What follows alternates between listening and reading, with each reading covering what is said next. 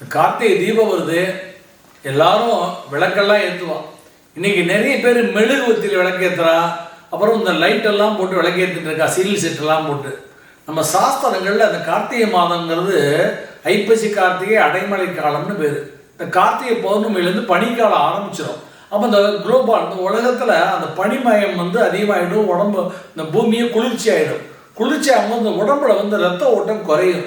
அது மட்டும் கிடையாது, ஸ்பைனல் கார்டு இந்த எலும்பு இருக்கு இல்லையா, அந்த எலும்புல குளிர்ச்சி தன்மை ஏறும் போது இம்யூனிட்டி பவர் குறையும் போது வியாதிகள் ஜுரம் எல்லாமே வர ஆரம்பிக்கும். இந்த எலும்பெல்லாம் குளிர்ச்சி ஆயிடுச்சுன்னா அது என்ன ஆகும்னா இம்யூனிட்டி பவர் குறையும்.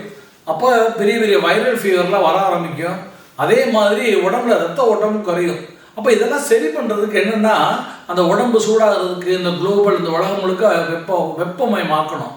அப்போ அதுக்கு தான் அந்த கார்த்திகை மாதம் அந்த அகல் விளக்கில் நல்லெண்ணெய் விட்டு தீபம் ஏற்றுவான். இந்த நல்லெண்ணெய்ங்கிறது எள்ளுனால வரக்கூடிய எண்ணெய். இந்த எள்ளு தான் கால்சியம். இந்த கால்சியம்ங்கிறது இந்த எலும்புக்கு ரொம்ப ரொம்ப சப்போர்ட் பண்ணும். அப்போ இந்த தீபத்தினால அந்த நல்லெண்ணெயான தீபம் ஏற்றும் போது அந்த உடம்புள்ள எலும்புகள் வலுப்பெறும், இந்த நோய் எதிர்ப்பு சக்திகள் அதிகமாகி வியாதிகள் வராது, வைரல் ஃபீவர்லாம் வராது. அது மட்டும் கிடையாது, ரத்த ஓட்டமும் நல்லா ஓடும் இந்த கால்சியத்தினுடைய தன்மையினால். அதனால் எல்லாரும் இன்றைக்கி அகலத்து விளக்கில் நல்லெண்ணெய் விடாமல் வேறு என்னென்னலாமோ பாமாயில் பஞ்சதீபம் எண்ணெய் இந்த மாதிரிலாம் தப்பாக பண்ணிட்டு இருக்கா. நல்லெண்ணெய் விட்டு தான் தீபம் ஏற்றணும். அதுதான் நல்லது, அதுதான் நமக்கும் நல்லது, இந்த உலகத்துக்கு நல்லது, இறைவனும் பிரீத்தியாவான். இந்த நல்லெண்ணெய்ங்கிறது எள்ளில் தான் ஆத்மா இருக்குது. அந்த ஆத்மாவுடைய அடையாளம் தான் எள்ளு.